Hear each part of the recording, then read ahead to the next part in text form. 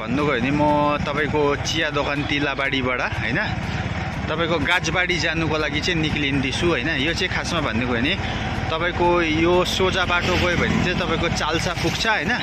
यता मेरो पिछाडीपट्टि सिधा गयो भने चाहिँ तपाईको लाटागुडी पर्छ हैन। यो जग्गामा खासमा भन्नुको भने म बसेकोदेखि चाहिँ तपाईको लगभग गाजबाडी चाहिँ पर्छ होला 5.5 किलोमिटर पर्छ होला। तपाईको जुन चाहिँ जग्गाबाट म पस्नुपर्छ फरम बजारबाट त्यो जग्गा चाहिँ म चिया दोकानबाट चाहिँ तपाईको पर्छ 1.5 किलोमिटर पर्छ। यहाँ म चिया दोकानबाट चाहिँ हैन तपाईहरु हेर्नै हुँदैछ मेरो दाजुभाइ दिदीबहिनीहरु मेरो भिडियो चाहिँ हेरेर सब्स्क्राइब एन्ड लाइक और शेयर गरिदिनु होला। म चाहिँ बाइक चलाएर जाँदैछु। हेर्नु बाइक अस्ते गरेर मैले भिडियो चलाइरहेको छु त्यो कारणले गर्दाखेरि स्लो चलाउँदैछु। हेर्नु हुँदैछ तपाईहरुलाई चाहिँ म फरम बजारमा गएर भिडियो गरेर देखाउँछु है। अलिकति यहाँ अप्ठ्यारो पनि हुन्छ बाइक चलाउनु त्यो कारणले गर्दाखेरि यताबाट आएको गाडीहरु हो हैन। जति पनि छ यहाँ जति पनि यता रोड छ चाल्साबाट आएको गाडी हो यो चाहिँ हैन। तपाईलाई चाहिँ गाजबाडीको लागि चाहिँ यतापट्टि जानुपर्छ है। यो रोड चाहिँ तपाईलाई सिधा जानुपर्छ हैन। कतै दायाँ बायाँ नढुकिदिन सिधा जानुपर्छ तपाईलाई। यदि गाजबाडी तपाईहरु एलिफेन्ट सफारी गर्ने हो भने चाहिँ यतापट्टिबाट सिधा गएर तपाईको यतापट्टि जति यतापट्टिबाट तपाईहरु आउँदैछ जस्तो लाटागुडीबाट चाहिँ तपाईहरुलाई राइटपट्टि पस्नुपर्छ। यही जग्गामा पस्नुपर्छ राइटपट्टि। अगर चाहिँ तपाईहरु सिधा गयो भने चाहिँ चाल्सा पुग्छ हैन। यो चाहिँ फरम बजार हो। तपाईहरु हेर्नै हुँदैछ फरम बजार चाहिँ कस्तो टाइपको छ छैन हैन। मेरो दाजुभाइ दिदीबहिनीहरु राम्रोसँगले हेरिदिनु होला। यता चाहिँ तपाईको गाजबाडी जान्छ।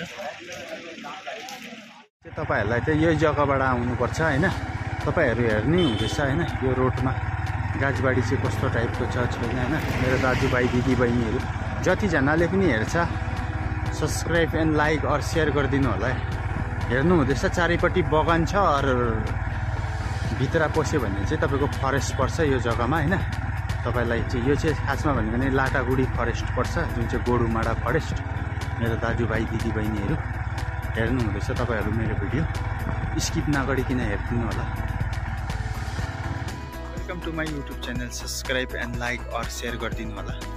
मेरो दाजुभाइ दिदीबहिनीहरु जतिजना पनि मेरो भिडियो हेर्छ स्किप नगरिकन हेर्दिनु होला। मेरो दाजुभाइ दिदीबहिनीहरु तपाईहरुलाई हार्दिक स्वागत छ मेरो ब्लगमा। आज चाहिँ खासमा भन्नु भने म चाहिँ तपाईको जुन चाहिँ तिलाबाडीमा जुन चाहिँ गाजबाडी भन्ने जग्गामा चाहिँ एलिफेन्ट राइडिङ हुन्छ त्यो जग्गामा आएको छु। खासमा भन्नु भने मेरो दिदीबहिनी दाजुभाइ जतिजनाले पनि हेर्छ स्किप नगरिकन हेर्दिनु होला भिडियो चाहिँ हैन राम्रोसँगले। और आज चाहिँ म गाजबाडी जुन चाहिँ आएको छु तपाईको चाल्सादेखि चाहिँ तपाईको फरम बजार आउने बित्तिकै तपाईको लेफ्टपट्टि ढुक्नुपर्छ हैन। और लाटागुडीपट्टिबाट आयो भने चाहिँ तपाईलाई राइटपट्टि ढुक्नुपर्छ। यो गाजबाडी आउनुको लागि चाहिँ तपाईको फरमदेखि चाहिँ पर्छ तपाईको 3.5 किलोमिटर यो गाजबाडी भन्ने जग्गामा हैन। यहाँ चाहिँ म खासमा भन्नु भने बाइक लिएर आएको छु। हेर्नु हुँदैछ बाइक लिएर आएको छु। गाजबाडी चाहिँ तपाईको गाजबाडीको रोड चाहिँ यो हो खासमा भन्नुको भने। यता चाहिँ तपाईको फरेस्टको पर्छ यो जुन चाहिँ तपाईको एलिफेन्ट सफारी गराउँछ यो जग्गामा फरेस्टको पर्छ हैन। म चाहिँ खासमा भन्नु भने भित्रको भिडियो पनि बनाउँछु अहिले गएर चाहिँ हैन। तपाईहरु हेर्नै हुँदैछ मेरो भिडियो हैन। आज चाहिँ म खासमा भन्नु भने यतापट्टिबाट आएको। यहाँ हेर्नु हुँदैछ टुरिस्टको गाडीहरु पनि यो एलिफेन्ट सफारीको लागि आइरहेको छ हैन। जतिजनाले पनि मेरो भिडियो हेर्छ स्किप नगरिकन हेर्दिनु होला मेरो दाजुभाइ दिदीबहिनीहरु। यदि तपाईहरुलाई पनि यदि एलिफेन्ट सफारी गर्नु छ इच्छा छ हैन तपाईहरु यहाँ आएर एलिफेन्ट सफारी गर्नु सक्नुहुन्छ। म चाहिँ अगाडिपट्टिको तपाईहरुलाई भिडियो देखाउँछु। अब चाहिँ गाडी चाहिँ कस्तो छैन तपाईहरुलाई म देखाउँदैछु। हेर्नु हुँदैछ तपाईहरु मेरो दाजुभाइ दिदीबहिनीहरु सबैजना हेरिदिनु होला मेरो भिडियो। यो जग्गामा चाहिँ खासमा भन्नु भने एलिफेन्ट राइडिङ हुन्छ हैन। तपाईहरु जतिजनाले पनि हेर्छ स्किप नगरिकन हेर्दिनु होला। यो चाहिँ खासमा भन्नु भने गेस्ट हाउसहरु हो हैन। राम्रोसँगले हेरिदिनु होला भिडियो चाहिँ। यो चाहिँ खासमा भन्नु भने फरेस्ट क्वार्टरहरु हो हुनु चाहिँ। तपाईहरु हेर्नै हुँदैछ यतापट्टि गेस्ट हाउसहरु छ जस्तो गार्डनहरु पनि छ घुम्नुको लागि चाहिँ हैन। तपाईहरु यहाँ चाहिँ खासमा भन्नु भने टुरिस्ट चाहिँ भेला भइरहेको छ खासमा भन्नु भने एलिफेन्ट राइडिङको लागि। तपाईहरु हेर्नै हुँदैछ एलिफेन्ट राइडिङ चाहिँ कस्तो हुन्छ के हुँदैन देखाउँदैछु तपाईहरुलाई म सामने गएर है। टुरिस्टहरू जति पनि छ यिनीहरू घुम्नुको लागि नै आएको हो। यहाँ चाहिँ उतै पडाको चाहिँ तपाईँको गेस्ट हाउस हो यो जग्गाको। यहाँ चाहिँ एलिफेन्ट राइडिङ गराउँछ। हेर्नुहुँदैछ टुरिस्टहरू उठ्दैछ पनि यो जग्गामा। राम्रोसँगले हेरिदिनु होला मेरो दाजुभाइ दिदीबहिनीहरू। एलिफेन्ट राइडिङ हुन्छ यो जग्गामा चाहिँ।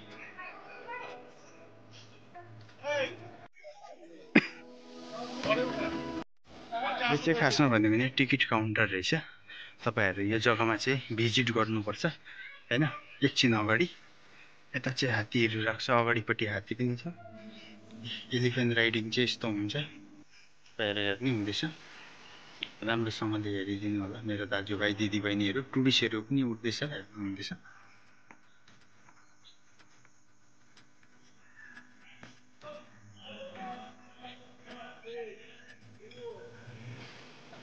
हेर्नुहुँदैछ यता माउन्टहरू उठेको पनि छ।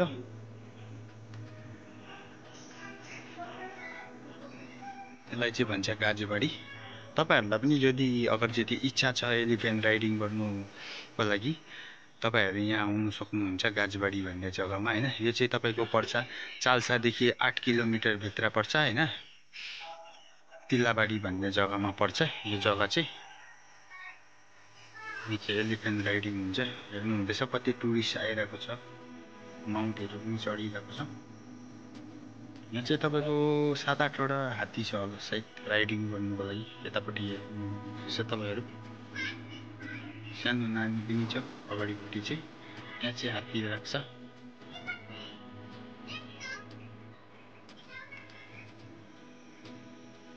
Elephant riding